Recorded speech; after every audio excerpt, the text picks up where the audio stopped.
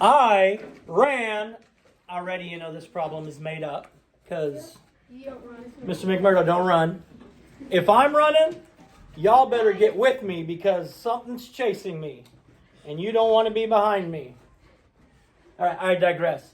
I ran on Monday. I ran blank on Monday.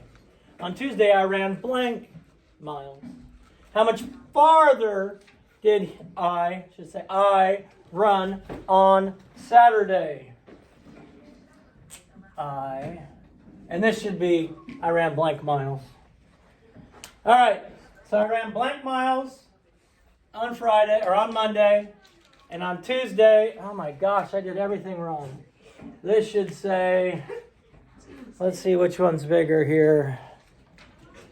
On Monday. Why does the day matter? Well, because the day matters, because it's Saturday wasn't even up there, so you couldn't tell me how far I ran on Saturday. I ran blank miles on Monday. On Tuesday, I ran blank miles. How much farther did I run on Monday? So looking at this, Genevieve, how do you think you're going to complete this? Solve it. Do it. We're going to subtract the how much running around Monday down to how much Tuesday. Okay. So miles on Monday. Not Saturday. Then you subtract miles on Tuesday. Now yesterday I had a student that was working on a problem. Was like, I don't have any idea how to do that. I said, read it without the numbers in it. Read it without the numbers in it. Was like, oh yeah, and then did it. So if you get stuck, read it without the numbers. Because a lot of times you're telling me that you don't know how to do it. But if you read it without the numbers, it helps. So let's look. We have 5 1/3 on Monday. And we have 4 1/4. 4 1/4 on Tuesday. So our equation is, let's see, 5 1/3 minus 4 1/4. That's our expression. There's no equal sign, so it's not an equation. It's an expression. So we want to subtract. So I write like this. Liv, can we subtract like this?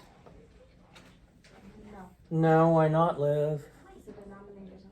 The denominators aren't The denominators aren't the the same. same. So we got to find the least common denominator. And I take my two denominators and I start listing the multiples. And I'm going to find the first one they have in common is going to be what, McLean? Oh, good. Man, I'm having trouble this morning. All right, so the least common denominator would be what, Serena? 12. So now I'm going to have 5 and something over 12. I'm going to have 4 and something over 12. What did I multiply by 3 to get 12? If I multiply my denominator by 4, I must also multiply my numerator by 4. And 1 times 4 is 4. What do I multiply by 4 to get 12? 3. If I multiply my denominator by 3, I must also multiply my numerator by 3. 1 times 3 is 3. It is subtraction. Always pay attention to the sign. Go back and look. Make sure you're doing the right thing. I've checked over my career and counted 14,286,583 times students have done the problem incorrectly because they didn't pay attention to the sign.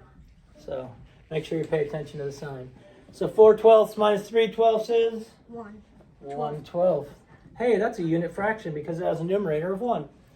And 5 minus 4 is? 1. 1. So I, Mr. McMurdo, ran 1 1/12 miles further on Monday. Now, I probably could run 1/12 of a mile. So, I'm just throwing that out there. I probably could run 1/12 of a mile. So, don't get all sassy with me.